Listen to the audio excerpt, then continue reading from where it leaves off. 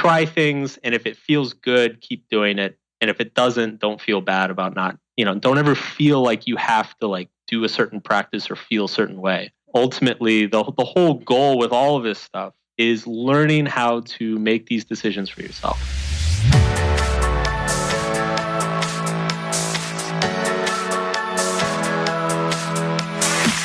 Hey, podcast listener. If you're sick of playing small in life and want to transition to a bolder, better you, you're in the right place. I'm Kimberly Rich, and this is the Bold Life Movement Podcast. From business, money, marketing, and systems, to spirituality, self-love, creativity, and personal growth, each week, the Bold Life Movement will bring you inspiring stories from real people.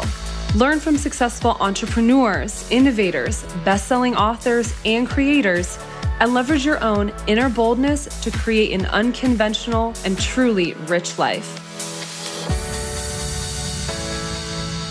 Welcome back to the Bold Life Movement Podcast. I'm super excited to bring you episode number 44 today with Mark Manson.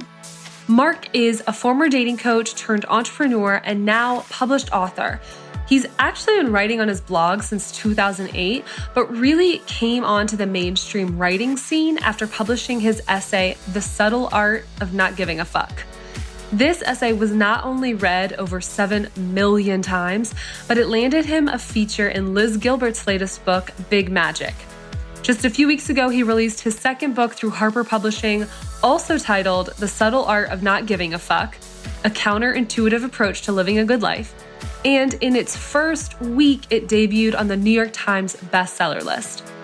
Mark is one of the first people I met in 2013 when I moved abroad, and that's actually when I first became exposed to his writing.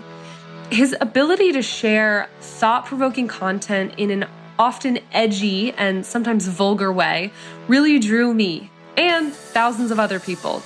It's that level of authenticity that makes me so excited for his success and so excited to share him with you today. So without further ado, please welcome the one and only Mark Manson. Mark, thanks so much for coming on. I'm really excited to catch up and hear how everything's been since the book launched. Yeah, it's good to be here. It's been crazy. Yeah. We were talking a little bit offline about what that means. Tell me a little bit how your life has changed since launching the book and realizing from like day one that it was a New York Times bestseller.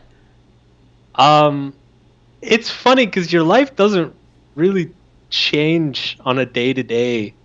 Like you still wake up in the same bed and eat the same breakfast. It's like this abstract thing that happens out in the world, but it's one thing that's weird about being a writer, I think. Like if you're a musician, you get to see the screaming audience. Yeah. If you're an artist, you get to see the gallery and people looking at it. As a writer, it's always this just kind of vague, ambiguous thing that happens out in the world without you present. I've heard Jeff Owens talk about that too. Yeah, it's a strange art form in that way, I think. So my experience of it was just doing an insane amount of interviews and publicity and readings and meetings around it, calls and such, and to the point where I was like completely fried. I know, you're like, can we wait a few weeks? I was like, I got you. Yeah, like please, like I'll be sane in like mid-October. So we could even talk about something other than the book. Yeah, what do you want to talk about? Let's talk about baseball. No, hard pass. It'd be a pretty one-sided conversation. We'll make this a sports podcast. But well, one thing I was curious, now that the writing part is obviously done and the editing and the launch, are you writing right now? I'm trying to get back to writing for the blog. Okay. Because I feel like I've neglected that the past few months. So it's actually been hard because I think I have a tendency to always overestimate myself. I always think I can do way more work than I can. And so when all the media stuff started dying down, I was like, oh, cool, I can write blog posts again. And I woke up Monday morning and was like, brain is just refusing to do anything. Yeah. So I think I needed a week or two to kind of decompress, but I've started writing again this past week. So I've got a couple more articles coming out. Awesome. How did the blog, or did you put the blog on pause while you were writing the book? No, what I kind of found like a weird balance. So what I would do usually is like I would try to make sure to at least have like 2 articles a month. Okay. Because I've kind of learned over the years that is kind of like the minimum. That's like that this people low. will accept. Yeah, exactly. If I do anything less than that, people start complaining and traffic starts going down. So so what I would do is every couple of weeks I would set aside like a day or two to just focus on an article, get an article done, and then I would go back to the book. So would you avoid the book on those days because the creative process is just totally different? Yeah, it's like this is a blog day and these are book days. And it was nice too because every once in a while I would get like a scrap, like I would be writing the book and I would write a section or something and I would be like, this doesn't really work in the book, but this would make a really cool blog post. Yeah. So I'd say maybe 4 or 5 of the blog posts from the last year and a half were actually started as, they're basically like cuts from the book, things that were written for the book, but that didn't seem to fit very well. So I put it on the blog. Is this your second book? The first one was Models, right? Yeah. So this is book number 2. Okay. So for you, how does the book writing process differ? Or like, what are some challenges or some things that you do to overcome the challenges that you face when writing a book? Because getting back to that central theme every time you sit down, I find really hard. Yeah, it's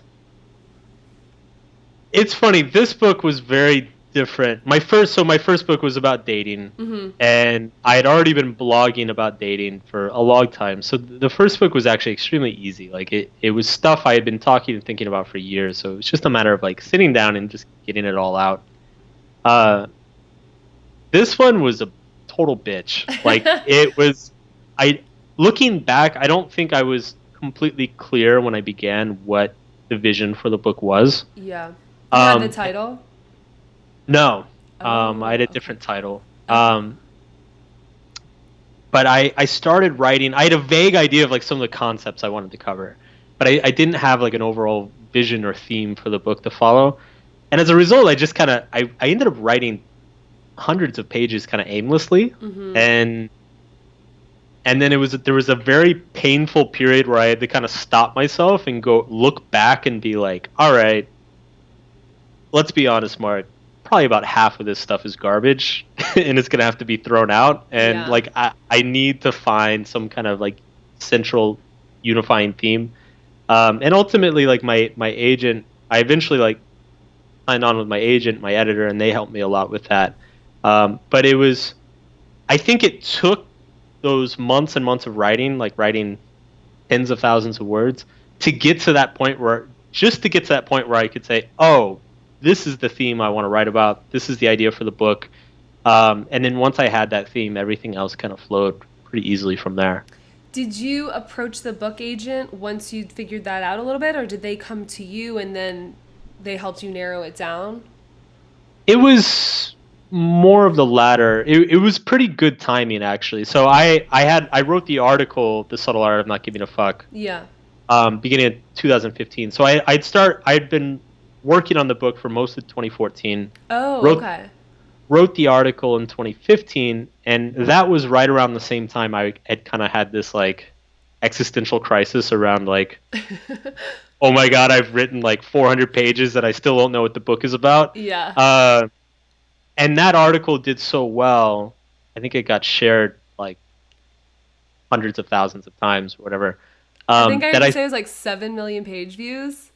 Yeah, 7 million. It's not too shabby. Yeah, not bad, right? I'll take it. Just a small metro area. And then I started getting contacted by agents and editors. And early on when I started the book, I thought I was going to self-publish, but I had started losing confidence around that time, and I was kind of freaking out that I didn't know what to do with all this stuff. And so that's when I kind of realized, like, okay, maybe I need some help with this. and I signed on, and they were great help. They helped sift through everything and say, you know what, I think this should be the title. I think this is what you should focus on. I think this is what you should write about. This is good. The rest of this stuff sucks. And it hurt to hear that, but like, yeah, it's what I needed to hear. Totally. Yeah. That's awesome. So the book is in the self-improvement sort of advice category, right? Yes. Who are people that you look up to in that space? Because your book is very like contrarian. Yeah. Yeah. I'm just a very contrarian person. That's okay. It seems to be serving you well. I really like, I'm very big on, well, so I'll say a few people. I'm a fan of Ryan Holiday's stuff. That does Tim not Ferriss. shock me. Yeah, Tim Ferriss' stuff, obviously. Derek Sivers, who's a friend of mine, and he's got or always has a very interesting take on things. But I'm also a big fan of more of like the academic side of things. So a lot of like positive psychology writers, or like Daniel Kahneman or Dan Gilbert. Just because I feel like, and I'm definitely biased, because like I got way into the self-help world in my early 20s, and I was one of these kind of like, I was one of you, I guess like one of the stereotypical people who was like, read all these books, and I'm like, oh my God, I'm going to be a millionaire and I'm going to conquer the world. And I just like bought into all of it. And some of it was great. I definitely learned a lot, and I'm very grateful for a lot of it. But some of it I felt like was just putting me down rabbit holes. And so I've developed like a skepticism towards a lot of the industry, not all of it. And so I try to look for more kind of academic stuff, like what researchers are saying, because psychologists are starting to dive into all these questions about happiness and motivation. Yeah. So. I mean, the points that you make are definitely valid points. Like, you can't argue them, but some of the ways that you go about making them in the book, I'm like, yeah, but what about this? Because I know I mean, I'm a coach, so I'm like, yeah, but so one thing specifically that I wanted to ask you, you kind of touch on affirmations in the book, or the fact that, like, I don't know if you even call them that, but you're saying like someone who is happy doesn't necessarily have to stand in front of the mirror and say, I'm happy. So what are your thoughts on autosuggestion and like the psychology behind, or the science behind things like affirmations? My opinion is that it's blown out of proportion. I don't really buy into it. Now that's just my opinion. So there are a lot of smart people who have done a lot of research who disagree with that. I definitely think there are a number of things like that I think there. And listen, that's not to say that question. It's a hard question. No. Like, that's not to say that there's not a benefit to it. So, because I come out like I'm pretty strong in my statements. Yeah, so like totally. I just shit on things, and but that's not to mean that there's not value in some of that stuff. Like there's plenty of value. Like it if you think about something as simple as like some people like to I don't know, some people have like a certain morning routine, right? And that morning routine makes them feel more energized for the workday. Now, there's not any science behind that morning routine. There's not some guy with a white coat and a clipboard saying, "Oh, yeah, breakfast before the shower. That's what works." Like meditation before the affirmations. Right, like but it's for certain people, and the benefit might purely just be that like a person's memory of this makes them feel good, and so because it makes them feel good, it works. So there's a whole lot of like nebulous kind of placebo effect type stuff that goes on in the self-help world and in psychology in general. So it's not to say that none of this stuff is useful. It's just my personal take and my personal philosophy is that I'm not big on stuff like that. And people shouldn't feel bad if it doesn't work for them. Yeah, I mean, let me put it this way. There's not much research that substantiates it, but just because there's not much research there's not much research that substantiates tons of things. So that doesn't mean that it can't be valuable for some people. And ultimately, like, everybody needs to find their own thing and try things. And if it feels good, keep doing it.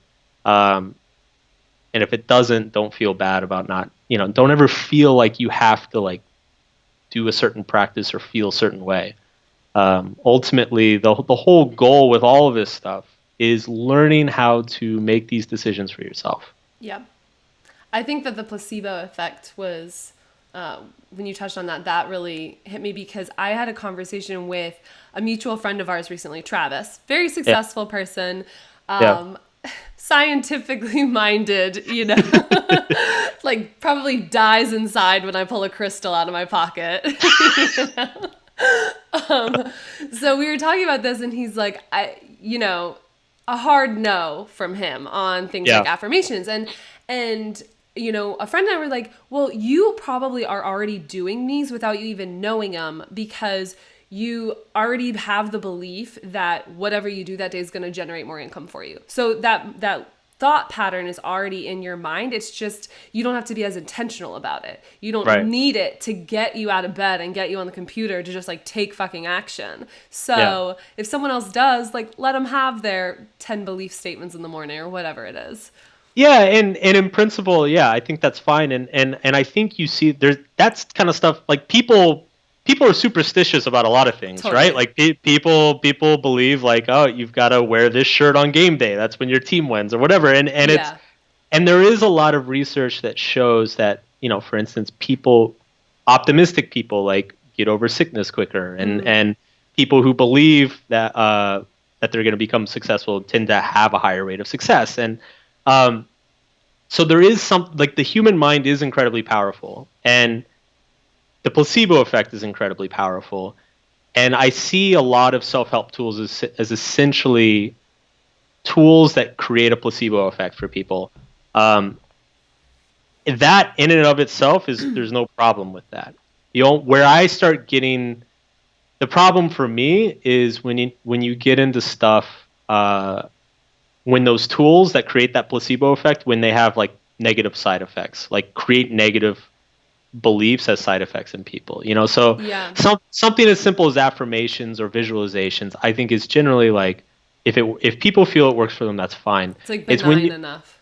Yeah, it's when you get into a lot of the more, like, woo-woo, change the world, secrets type stuff that I start putting my foot down, and I'm like, look, there's some collateral damage going on here. I love having you on because you're such a contrast to some of my guests. I'm sure I am. I need to listen to your interview on the Mary Biz podcast, because I know those girls, and I'm like, I need to understand how that went down. They loved it. They were so happy and giddy. I was like kind of freaked out. They're the Merrymaker sisters. I know, that's what I'm saying. I was like, you guys are really fucking merry. My God. All those crystals and goddess cards, Mark. Obviously, I should get me some of those. Dan will send them to you. Okay. Speaking of which, I'll take that as a slight segue. We do have a couple listener questions that I want to get to. Sure. And one of them comes from our friend Dan Norris. Okay. And boyfriend of Emma Pappas, the Merrymaker sister, which is why I referenced him. But he said he highlighted this book more than, like, any other book. And he wants to know if you have any tips for embedding some of these habits or values into your life, like making them actionable so he doesn't forget all that he highlighted. Yeah. So that's a funny thing. And one of the criticisms I've been getting of the book is that there's not enough, like, go do X, Y, and Z type of advice. And I actually talked about that with my editor, and I intentionally kind of avoided giving that for a couple of reasons. One was really essentially what the book is about is it's giving people principles to You're making apply. them think. Yes, because the whole point is that you need the kind of, if you wanted to sum up the entire book in general, it's like we are all responsible for deciding what we value and what we don't value. Yeah. And so if I start inserting my values into the book, or inserting exercises that maybe like push you in one direction or another, it kind of compromises that. So it's really like the book is very much, it's principle driven. It's about developing new ways of looking at things in your life. And so the way to implement that into your life is not necessarily going out and like doing specific things. It's simply applying these principles to things that you're already doing. So like you don't need to like change how you're working on your business, or you don't need to change your relationship with your mother or whatever. It's simply to keep these ideas of, what are my metrics? What am I valuing? How am I being responsible here? Am I respecting people's boundaries? Like, and applying that to situations that you're already in. And so, yeah, my answer to that would simply be, go back and review the highlighted section and just ask yourself, or just ask yourself, like, all right, that fight I had with my brother last weekend, how does this apply to that? Maybe how could I have done it differently? Was I being responsible for my decisions? What metric am I applying to this situation? Yeah. I think that your angle of like not laying out here the 10 steps to implement, the chapter on self-awareness or whatever, and keeping it a little bit heady and making people like do the work, is really in line with the whole message of the book and your whole brand in general. So, I liked that. Yeah, and I've always responded much better to books, like self-help books I've read. Mm-hmm. I've always responded much better to the ones that are they focus on principles and kind of let the reader figure it out for themselves. I've never been a huge fan of those books where it's like they have that 10 pages of worksheets that you're like supposed to go through, and I'm just always like, just give me the principles. I'll figure it out. which is an interesting point, because you argue in the book that everyone just wants everything to be like given to them. Exactly. So, it's kind of like if it's worth it for people to go through it and apply these principles to their life, then they will. Yeah, which is something I see come up, which is an interesting little paradox that exists in this whole industry, and it exists with coaches and writers and seminars and everything, where you have this paradox of like people who come to this industry they're in a bad place, or they're in a desperate place, and ironic, and so they want answers. They want help from somebody to fix it. But ironically, and not in every case, but in a lot of cases, one of the reasons they're in such a desperate situation is because they're always waiting for somebody to come and give them answers. Yeah. And so there's like this catch-22 situation of, all right, I can help you to a certain extent, but if I help you too much, then I'm helping you avoid your responsibility for yourself. And so in some weird ways, like that, I've had situations in my career where it's like the best thing I could do for a client or a reader or something is just be like, dude, go figure it out. Like, this is your problem, like if I give you the answer, then I'm just perpetuating, you're just kicking the can down the road, like what you need to develop is a self-sufficiency to like handle these sorts of struggles.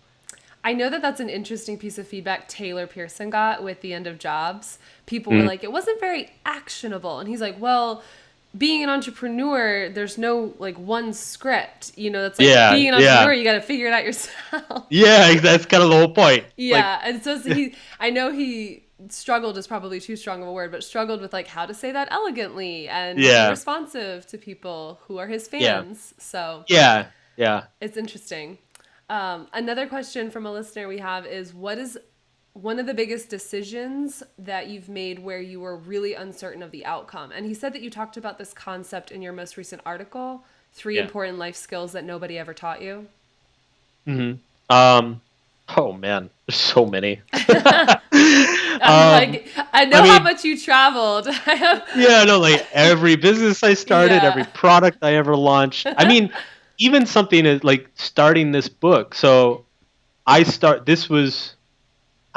2 other books and then threw away the drafts before I started this one. I mean, every time I started a book, it was like I didn't know if it was going to be good. I didn't know. I mean, the first one I started, I got about 15,000 words into it, and I was like, no, this isn't the book I should be writing. And then I started again, and it was the same thing. And then it was the third time I finally ended up with this one. And in all those situations, I mean, I think one of the interesting things is that people always want to hear me talk about my failures. And it's interesting when I talk about failures like that, because when you talk about failures in past tense, it never really feels like a failure, because everybody knows that you turned out all right. Yeah. You turned out successful. So that's not really a failure. You learned from it. You did something else and it worked. And it's like, but at the time it happens, it's like when I spent 2 months straight, like writing a draft that I just, on day 50 or whatever, I was like, this is garbage, and threw it out. There's tons of insecurity and stress that comes with that. It was like 3 days straight of wondering, like, well, maybe I'm not actually a writer. Maybe I'm a one-hit wonder. Like maybe I should be doing something else entirely. And and so maybe I should be playing guitar. Yeah, exactly. So it's a constant. I mean, there's so many examples. When did you first consider yourself a writer, quote unquote? So you've been writing for a while. Yeah, I've been blogging for a long time. I started blogging in 2008. Yeah, and I didn't start taking it seriously until around 2011, and then I started kind of identifying myself because for many years I saw myself as entrepreneur first, like writer second. Gotcha. But then it kind of became clear around 2013 maybe that it's like, okay, I'm a writer who like happens to do is entrepreneurial. Who happens to have products. Yeah, and happens to like run his own website. Yeah. Since I last saw you, you brought your content behind a payment wall. Is that right? So there's subscriber only content. Oh, okay. A membership community style, or just the content that they have access to? Just content. Okay. So it's like 80 to 90% of the content's free for everybody. Okay. But then there's if they pay like a small monthly thing, they get access to like maybe 20% more. But it's basically like what I wanted to do was like I had all this content that was very nerdy and like deep and kind of niche. Yeah. That it was clear like the majority of the readership wouldn't care about it and be interested, and they'd actually probably be a little bit annoyed, like, why is Mark emailing me about this stuff, and but the people that pay want to hear that stuff. Yeah, but I know that there's this percentage of my audience that's like would totally be into that. So I'm like, all right, so we'll just block that off, charge a few bucks a month. Awesome. Everybody happy. I see a lot of people doing that now, actually. Ash Amberjay has something similar to that, and I love the stuff that I get from her. Yeah. That is only for the paid membership. Yeah, I feel good. Like it's definitely an evolving thing, but it's getting every month that goes by. I'm feeling better about it. Like it feels good. I love that. There was something else I really wanted to ask you. Oh, in the book you talk about picking your problems, like basically, choosing your pain. And so I wanted to get a little real talk and understand what are some of the problems or some of the pains that you've actively chosen that come with being a New York Times bestseller. Well, being a writer, I mean, anybody who's trying to write. Yeah, anyone who's writing, like, first of all. is like experiencing a high amount of psychological pain. Yes. Well, one thing that's been 15,000 words into my book. Yeah. One thing that's interesting. So this is a struggle I'm going through right now, and that is very much attached to my success. Like it's a high quality problem, I would say, is that every year that goes by. So I feel like my writing is getting better and more successful every single year, and that's fantastic. But the side effect of that nobody thinks about is that every time I sit down with a blank Word document, the bar is now higher. Like I have to jump higher to hit the same level. And there's some days I sit down and it's it feels torture. I mean, I almost at this point, 5-6 years ago, I used to I would sit down in an airport and blurt out. In like 20 minutes, just blurt out a blog post with a bunch of typos and and a bunch of stuff that sometimes didn't even make sense, and I didn't even care about it. Now it's like I miss those days, because now there's like this kind of this excruciating process of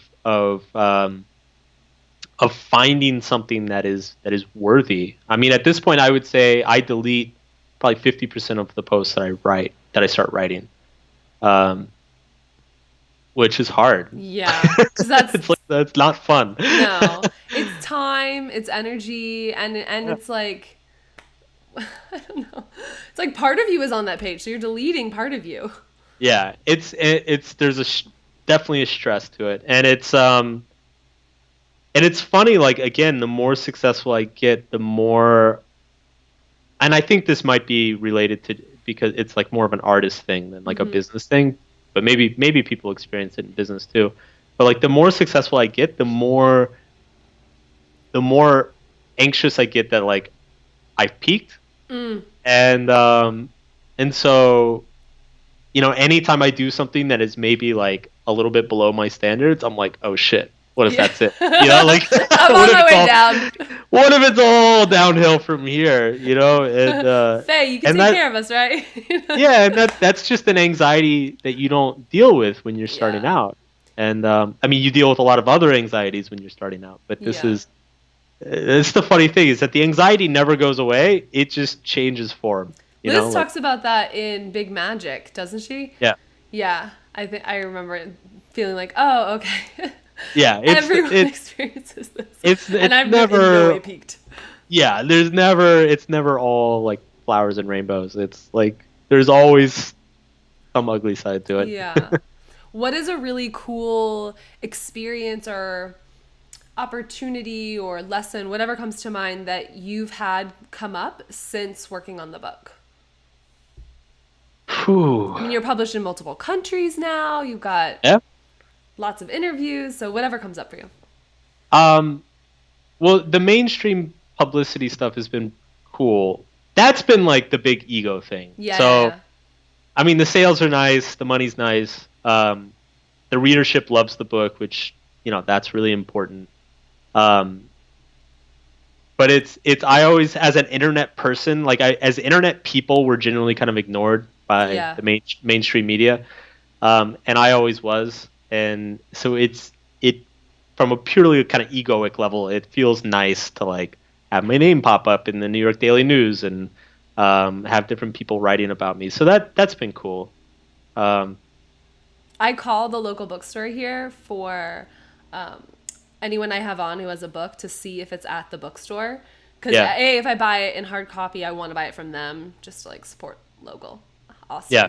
And they had it, and I was just like, that's so cool. Yeah. Like they Barnes and Noble had it at the front table here in New York, which like. Did you take a picture?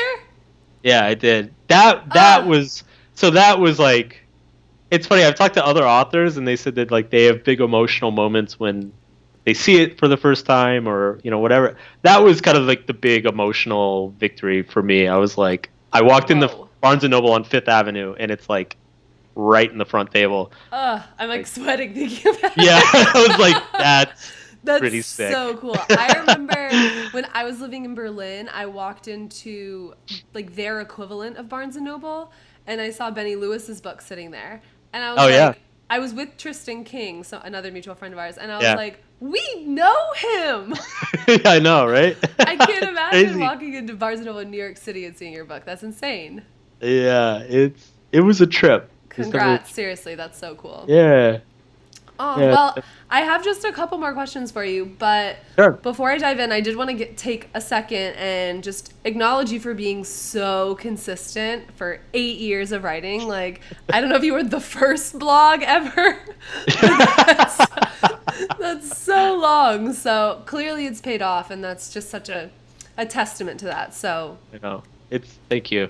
It's like being 100 in blog years. I think it is. I was like 2008. Was I in college? Yeah, that's a long time ago. So cool.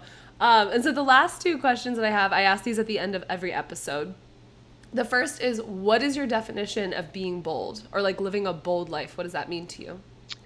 I would say a definition of bold life would be acting on your values despite any sense of like fear, reluctance, or social pressure. Like if you really believe in something, you're able to act on it regardless of your emotional state or like any sort of like social pressure. I find that with every episode that I ask this, people's answers become like more and more aligned with like exactly what it is to me. So I think like by December, I'm just going to have to give up. Yeah, there you go. Just close it down. Ran out of definition. Yeah. The last one, and I'm really curious about this actually, is what is your why? I mean, I've seen you experience so many different things in business and relationships and over the years. So what is your why? It's funny. I think it's a combination of a few things. One is that I genuinely love writing. I really just enjoy it. I mean, even if I write things that nobody ever reads, just because it's like a cool idea or whatever.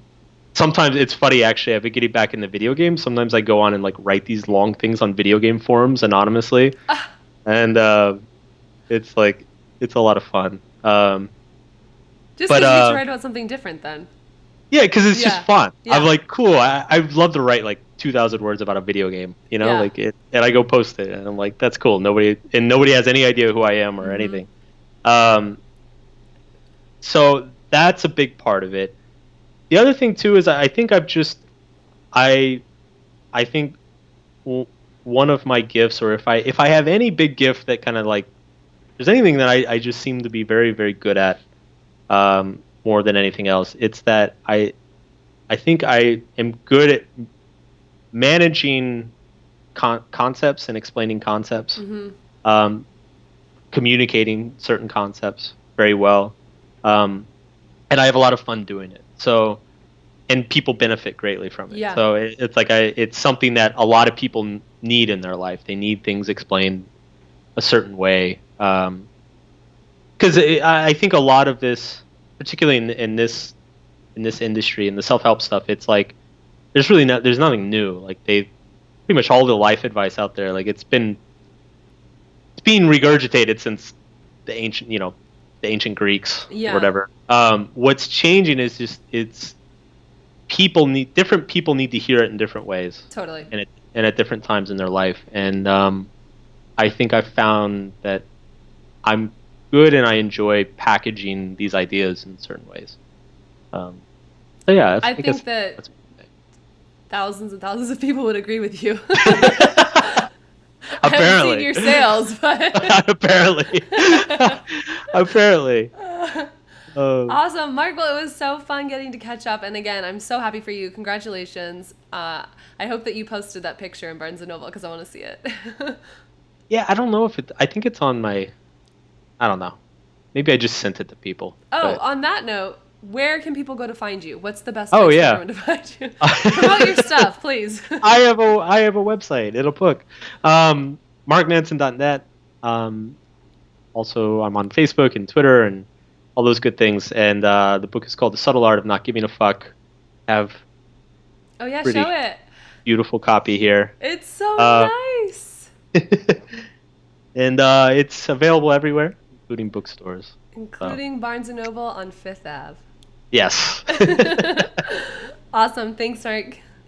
Thanks, Kim. And there you have it. Thanks again to Mark for coming on the show today. It was so much fun getting to catch up via video. If you want to check it out and get access to all the show notes, visit theboldlifemovement.com/044. I'm excited to announce that today's episode is sponsored by the Bold Life Business School. Enrollment for this 12-week mentorship and branding bootcamp has officially opened.